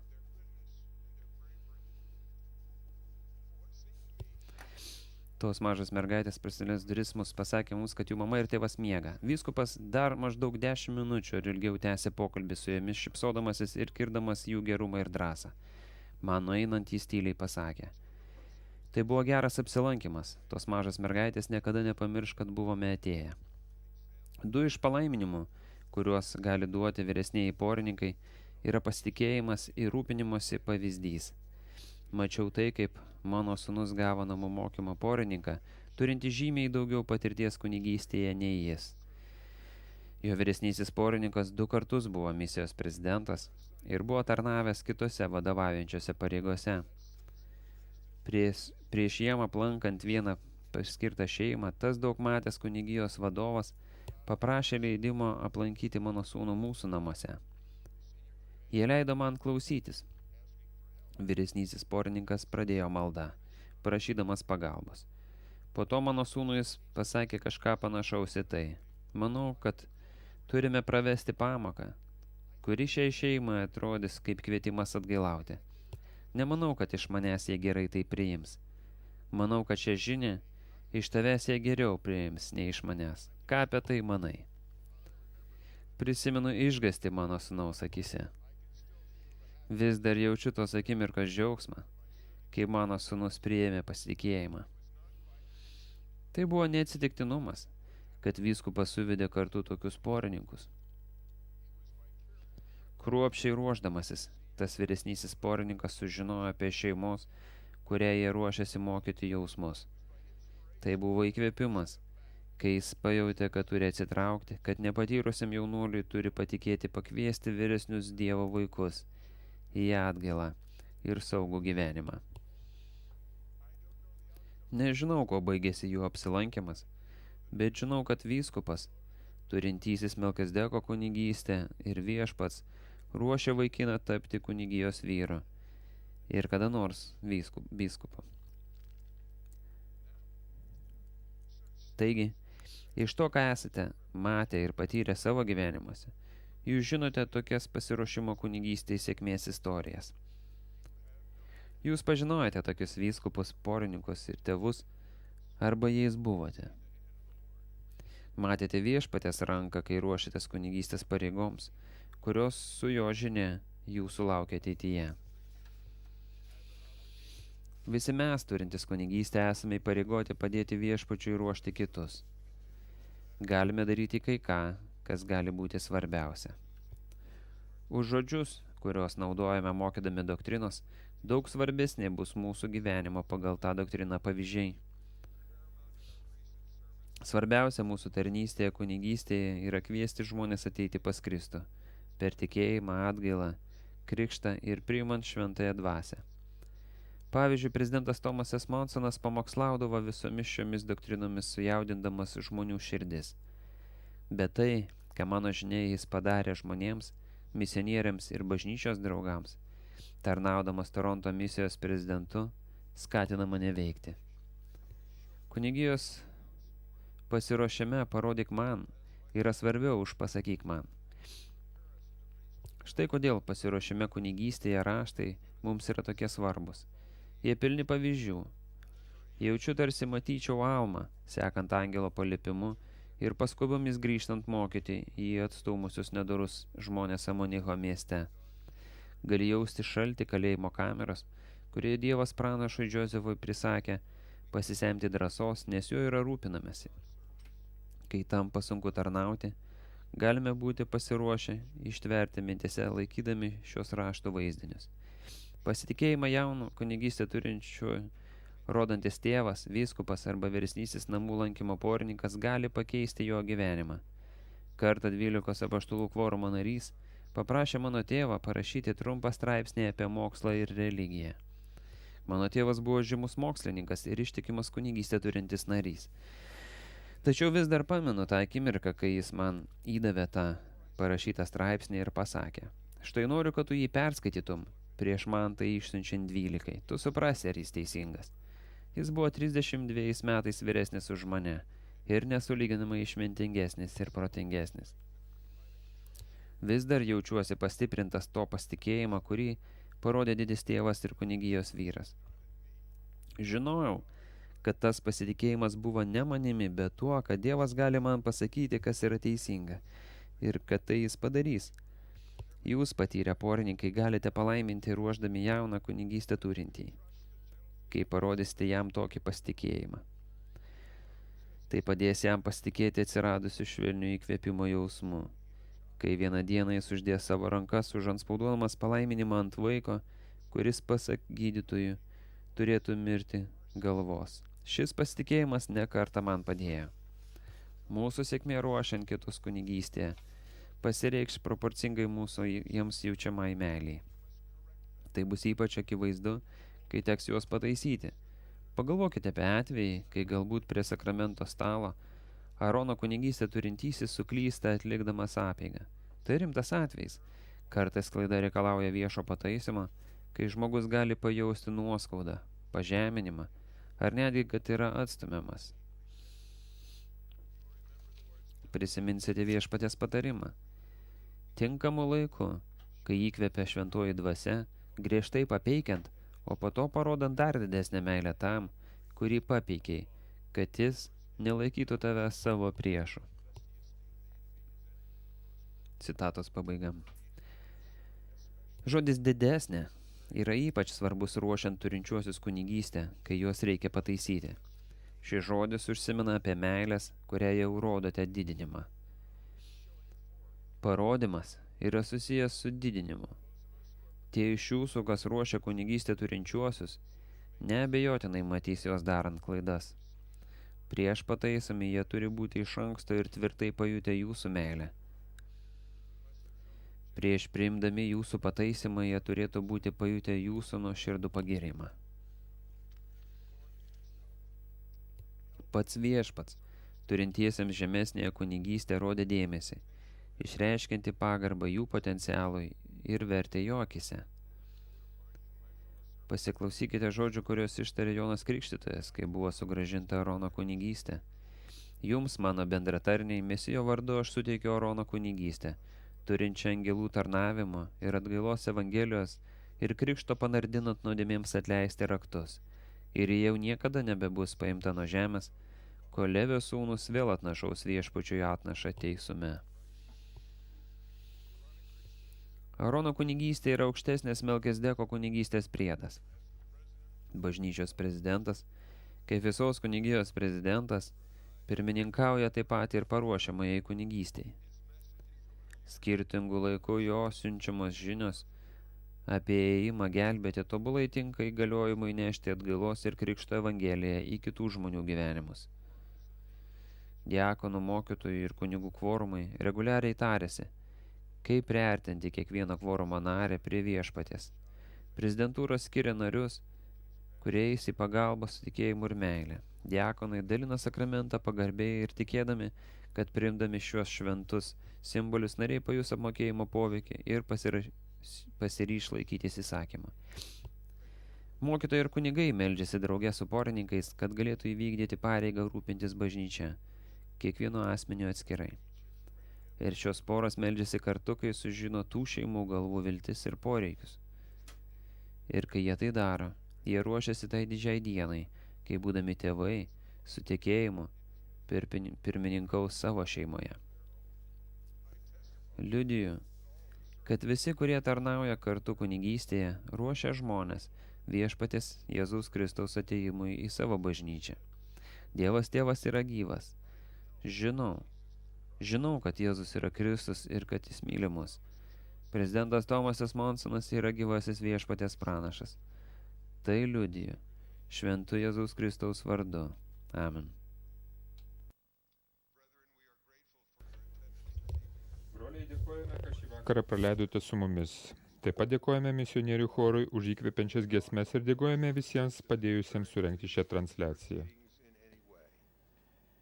Paskutinį šioje sesijoje kalbės mūsų mylimas pranašas, prezidentas Tomas S. Monsonas. Po jo kalbos choras užbaigs šį susirinkimą giesme O vyrai Izraelio. Baigiamąją maldą sukalbės vyresnysis Džeimsas Martino iš 70.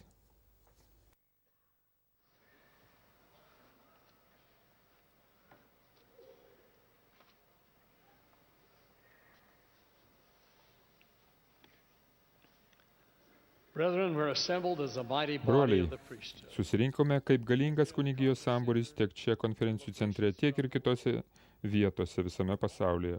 Pasidalinti su jumis keliomis mintimis man garbė, bet ir didelė atsakomybė. Meldžiu, kad man tai darant su manimi būtų viešpaties dvasia. Prieš 75 metus, 1939 m. vasario 14 d. Hamburge, Vokietijoje, buvo švenčiama valstybinė šventė. Skambant karštoms kalboms, džiūgaujant minioms ir skambant patriotiniams maršams, į Elbę buvo nuleistas naujas jūrinis karo laivas Bismarkas. Šis galingiausias laivas buvo kvapą gniaužiantis ginkluotės ir mechanikos stebuklas. Vien 380 mm radarų valdomų trivamzdžių pabūklų bokštų gamybai prireikė 57 000 brėžinių. Laive buvo 45 000 km elektros laidų. Jis vėrė virš 35 000 tonų. Ir plieno šarvai užtikrino maksimalų saugumą.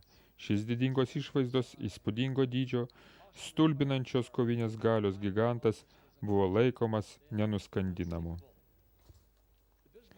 Bismarko susitikimas su likimu įvyko daugiau nei po 2 metų, kada 1941 m. gegužės 24 d. 2 galingiausi Britų karo laivai Prince of Wales ir Hood stojo į mūšį su Bismarku ir vokiečių kreiseriu Prince Eugen. Per 5 minutės Bismarkas pasiuntė į Atlanto gelmes Hoodą ir visus išskyrus 3 iš daugiau nei 1400 jo įgulos narių. Kitas Britų karo laivas Princas Wales buvo stipriai apgadintas ir pasitraukė. Per kitas 3 dienas Bismarką vėl ir vėl atakavo Britų karo laivai ir lėktuvas. Iš viso tam, kad surastų ir nuskandintų galingąjį Bismarką, Britai sutelkė 5 karo laivus, 2 lėktuvnešius, 11 kreiserių ir 21 eskadrininkų pajėgas. Per šios mūšius į jį pataikė daugybės sviedinių, bet žymesnės žalos jie Bismarkui nepadarė.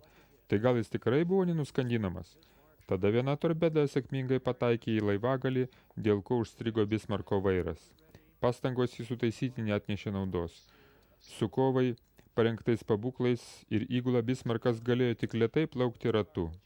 Regis visai netoli buvo galingos vokiečių oro pajėgos. Bismarkas negalėjo pasiekti ir saugaus gimtojo uosto.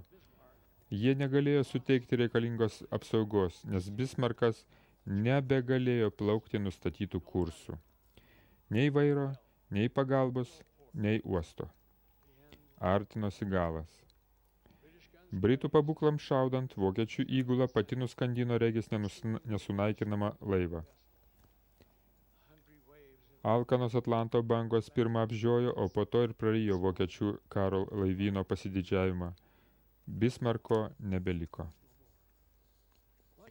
Kaip ir Bismarkas, kiekvienas esame kūrybos stebuklas, tačiau mūsų kūrimo neribojo žmogaus sugebėjimai. Žmogus gali sugalvoti sudėtingiausias mašinas, bet negali suteikti joms gyvybės ar galios mąstyti ir spręsti.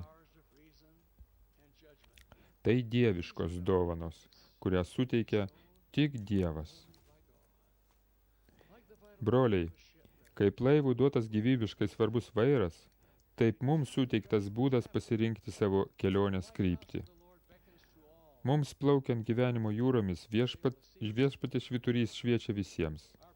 Mūsų tikslas – nenukrypstamai laikytis krypties į norimą tikslą – celestialinė Dievo karalystė.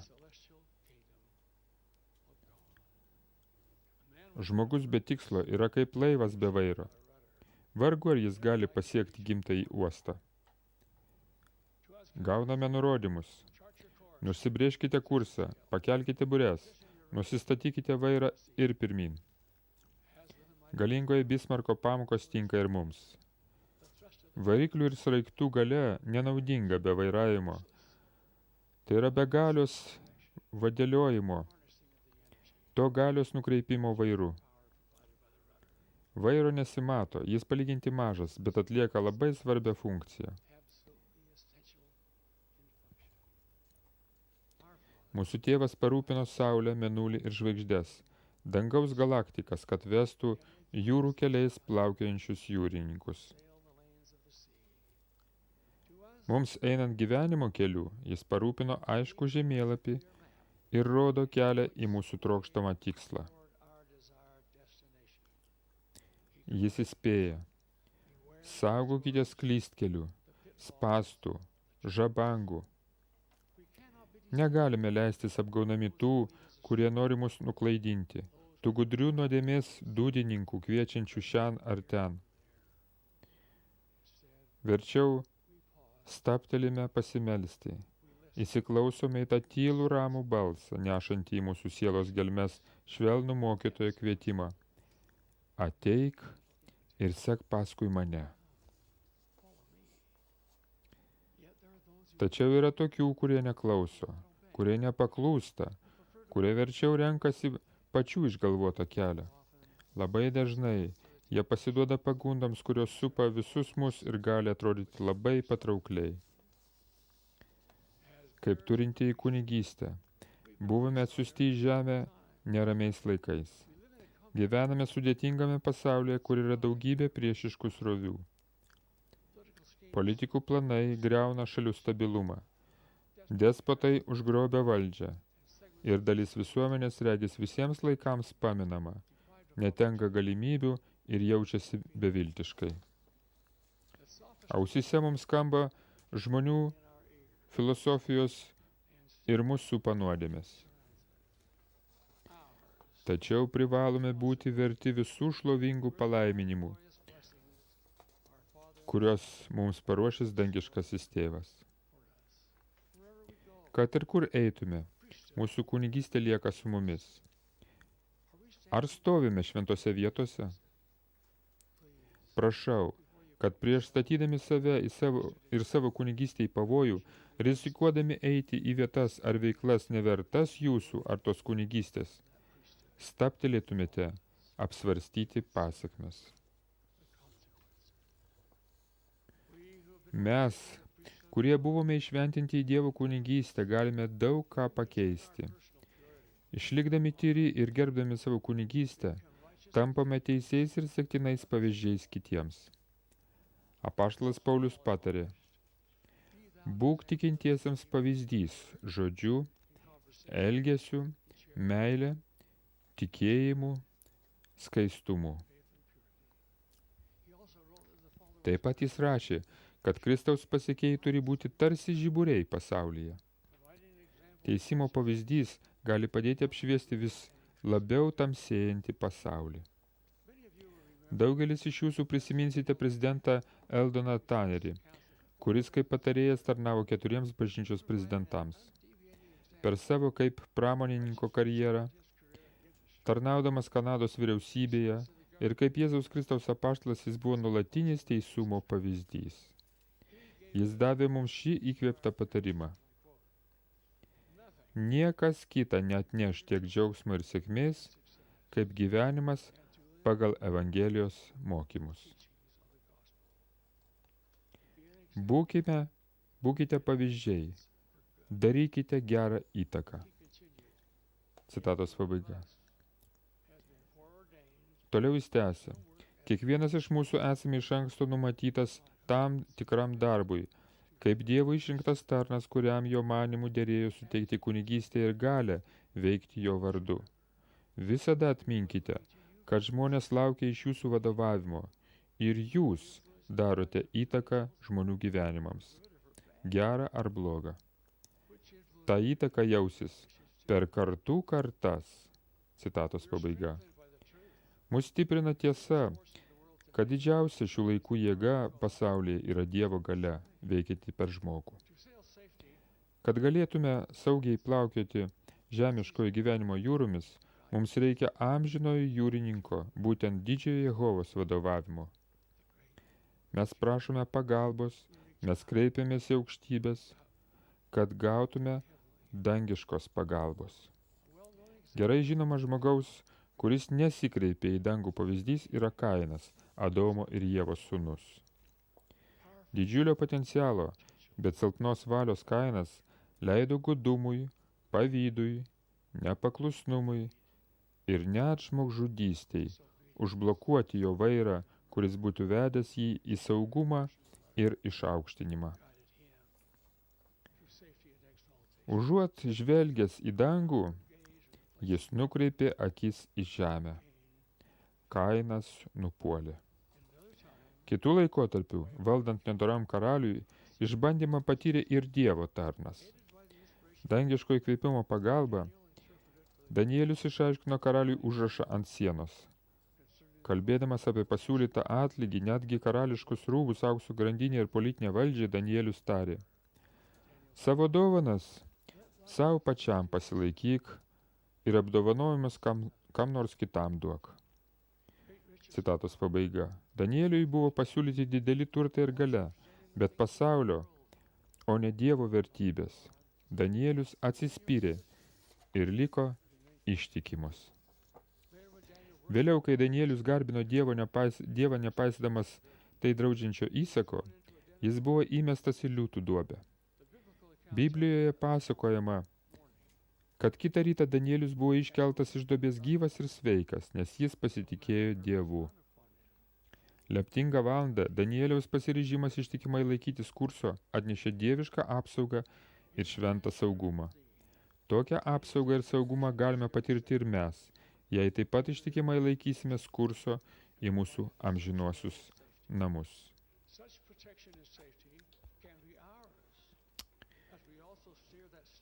Istorijos laikrodis tarsi smėlis, smėlio laikrodyje, rodo, kad laikas eina. Gyvenimo sceną užima nauji veikėjai. Prieš mus grėsmingai šmėščioja šių dienų problemos. Per visą pasaulio istoriją šėtonas nenuilstamai stengiasi sunaikinti gelbėtojo pasiekėjus. Jei pasiduosime jo vilionėms, mes kaip galingasis Bismarkas neteksime vairo galinčio mus nuvesti į saugią vietą. Tačiau, net apsupti šio laikinio gyvenimo įmantrybių, kad galėtume nusibrėžti išmintingą ir teisingą kelionės kursą, patikimo vadovavimo žvelgiame į dangų. Mūsų dangiškasis tėvas nepaliks mūsų nuoširdžių prašymų neatsakytų. Jei prašysime dangiškos pagalbos, mūsų vairo neištiks Bismarko likimas, jis neužstriks. Leisdamiesi į savo asmeninės keliones, saugiai plaukiokime gyvenimo jūromis. Turėkime Danieliaus drąsos, kad galėtume išlikti atsidavę ir ištikimi, nepaisant mūsų pačių nuodėmių ir pagundų. Tegul mūsų liudijimai būna tokie gilūs ir stiprus, kaip Nefio brolio Jokūbo, kuris susidūrė su žmogumi visai bandžiusi sunaikinti jo tikėjimą, pareiškė: manęs nukreipti buvo neįmanoma. Citatos pabaiga. Broliai, laikydamėsi savo kurso tikėjimo vairu, mes taip pat saugiai grįšime namo pas Dievą, amžinai gyventi su juo. Kad tai būtų kiekvienam iš mūsų, meldžiu šventu Jėzaus Kristaus mūsų gelbėtojų ir išpirkėjų vardu. Amen.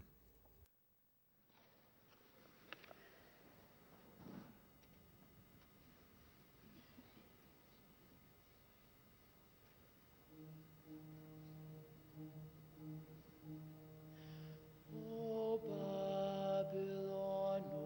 Babylon, we bid thee farewell. We're going to the mountains.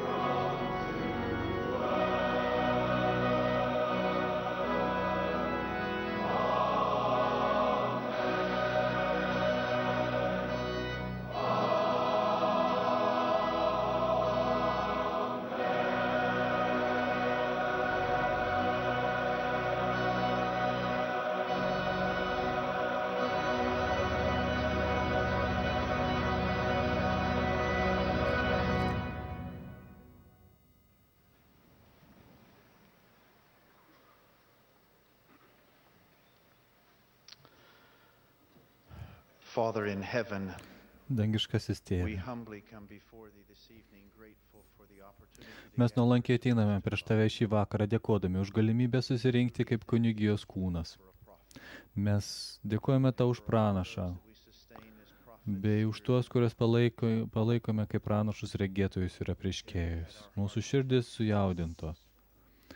Tad meldžiame tėvę, jog kai išeisime šio susirinkimo, susivienytume visi kaip Arono ir Melchizdeko kunigija, Together as Aaronic and Melchizedek priesthood kaip Arono Melchizdeko kunigystę turintieji ir eitume pirmin ir tarnautume, pakilėtume ir sustiprintume savo brolius ir seseris, that we may kad būtume vieninga kunigija ir sugebėtume parodyti tą galę, kuri yra šioje kunigystėje. become worthy. Kai sieksime vertumo, padėk mums būti šventose vietose, padėk priimti išmintingus sprendimus ir stiprink mūsų liudijimus. That we may go forth, Padėk eiti pirmin, siekiant būti įrankiais tavo rankose ir statant tavo karalystę. we're grateful for Esame dėkingi už didingas misionierių pajėgas visame pasaulyje ir meldžiame, kad vieningais prisijungtume prie jų being a part ir būtume tavo darbo spartinimo visame pasaulyje dalimi. we love thee. Mylime tave. We're grateful for Dėkojame už tavo sūnaus pavyzdį. pray that Meldžiame, kad galėtume juos sekti ir jam tarnauti. Tėve, meldžiame, kad sustiprintumei mus visame, ką darome ir kad šį vakarą iš šios konferencijos išeitume su pasiryžimu būti stipresniais, būti stipriais. To meldžiame Jėzaus Kristaus vardu. Amen.